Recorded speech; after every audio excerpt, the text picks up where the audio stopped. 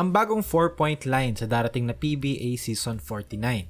This video is not going to cover whether it's good or bad ang estado ng PBA at na may mas mahalagang bagay pang mga pwede pagtuunan ng pansin instead of this kasi yung mga yon redundant na. Lahat ng yun na-cover na ng iba. For me, debating whether it's good or bad is a waste of time na kasi we all know the answer. Personally, I'm not a fan pero since andyan na yan and may side ako na problem solver, it spiked my interest sa kung paano mayu-utilize ng teams yung line. Mag-focus tayo ngayon sa kung paano makaka-affect to sa games, mga possible adjustments to make, and yung overall potential na mga pwedeng gawin with this new line or with this new addition to the game. Magsisimulang i-implement tong 4-point line sa darating na Season 49 ng PBA. And the thinking behind this decision is to make the games more exciting daw. Quote, nagawa na natin ito sa All-Star Game. With this new rule, mababawasan ang zone defense, lalabas ang depensa at mas tutulin ang laro. End quote. Sabi nila, the goal is to lessen the zone defense that is being played in the league. And mas gusto nilang bilisan yung laro. And as much as I hate to say this, there's some truth to that statement. Though hindi to yung one-all-be-all solution, pero I feel like may konting katotohanan sa statement na yon. Pero hindi rin naman kasi instant yan. Of course, when you introduce something new, merong pushback. Obviously, especially yung ganitong klaseng addition. Na some would say, very redundant. And kung iisipin nga natin, 3 points nga, di ba? Last conference, ang average lang sa Philippine Cup was 32.7% league-wide. That's 9.6 makes out of 29.7 attempts per game. So halos mga 10 out of 30 roughly league-wide. Adding another line na mas malayo, 27 feet away, only benefits a small percentage of the player base. Like yung mga Polies of the world, mga Robert Bolick. Pero nevertheless, tignan natin yung mga possibilities. Lahat na nag-cover ng 4-point line. Napansin ko, lahat pare-paras lang na tinitignan. So, let's look at the tactical aspect of it. Ganong ka-creative baka pwede maging ang mga coaches sa PBA.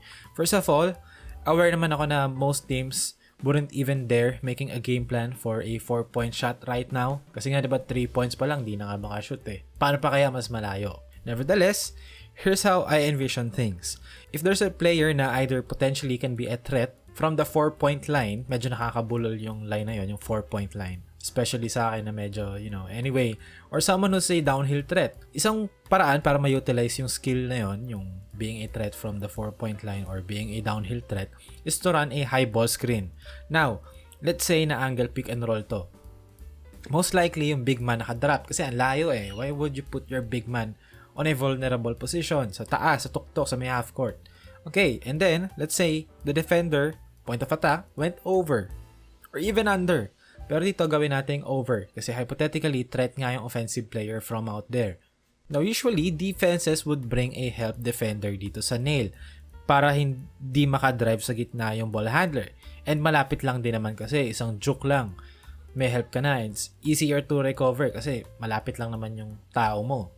Tapos yung nasa corner, magsisplit ng gap between the guy in the corner and guy in the wing. So this is the vanilla defense sa ganitong situation. Pero ilayo natin ngayon sa 4-point line. Now, hypothetically ulit, okay, ilayo din natin yung defender. Now, mas malaki yung distance to travel para sa help defender. And mas vulnerable siya once yung bola makarating sa tao niya. Kasi he's farther and yung tao niya may room to either shoot or build momentum para sa drive. So basically, if you're a top of the line or a top tier defender, perimeter defender sa liga, this wouldn't be too much of a concern for you. Ang mapapunish dito yung mga poor perimeter defenders, yung mga hindi ganong kayang sumabay laterally, mag-juke in and out fast enough to recover to their man. So ikaw, as a team, if you have a guy like Robert Bolick, pwede mong spam ngayon yung 5 out na angle pick and roll, na high ball screen. Kasi you either get a shot from the 4-point line, you get a pull-up sa 3 points, or you get more space for your Robert Bolick to drive to the basket. Kasi yung help defense, mas malayo and it's easier for Robert Bolick to gather and protect the ball against those help defenders or help defender sa nail to get a decent look. Now, let's change the angle of the screen. And let's say nag-show ng onti yung big man after ng pick and roll. Not too much, hindi blitz, hindi hard hedge, kasi nga ang taas, pero enough to stall the ball handler. Now, yung roller mo ngayon magsha-short roll. And even though it's a short roll, mas maluwag yung space since instead na nasa free throw line siya, he's over here sa top of the key. your big man can now make plays and see the court fully. If naman mag-roll siya, let's just say, okay, na hindi siya nag-short roll, diniretso niya na yung roll niya papunta sa basket, may mas momentum ngayon yung roller to the basket since yung distance niya is a little bit farther and nakapag-gain siya ng considerable momentum to drive aggressively, and meron din siyang time to read the tag kung magko-commit ba fully or no. Kasi mas meron siyang visibility sa court since meron siyang space.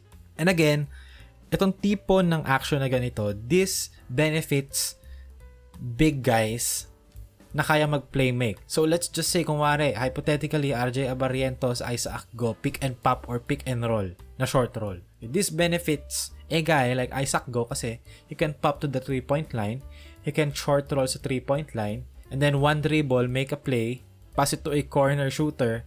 So kumbaga, it gives the big man more space to see the floor and make reads. And another thing na naisip ko na pwedeng ma-integrate ay yung concept of a stampede. Yung stampede, ito yung kapag sasalo ng pasa, nakagather na for the drive, giving the player momentum or a downhill momentum. Now, with this, pwede mong ipark yung player sa wing area sa may 4-point line to be as threats. Pero there's an option din naman where the passer throws an advanced pass tapos yung sasalo, naka-spot up, sabay stampede. So bale, na naggamit mo yung 4-point line to create a little bit of space, nakatayo sila doon, pero you've also created a head start for your wing players to drive and attack the gaps. Kasi pag salo, galing sa 4-point line, nag-i-stampede. Though ang downside dito, you eliminate catch and shoot opportunities sa 3-point line. Pero pwede rin naman, tatayo ka sa 4-point line, and then advance pass ng konti, 1-2 step, nasa 3-point line ka na. Though it's a skill na kailangan maaral ng mga players sa PBA, pero ang issue dito is that you're developing skills na only applicable sa PBA.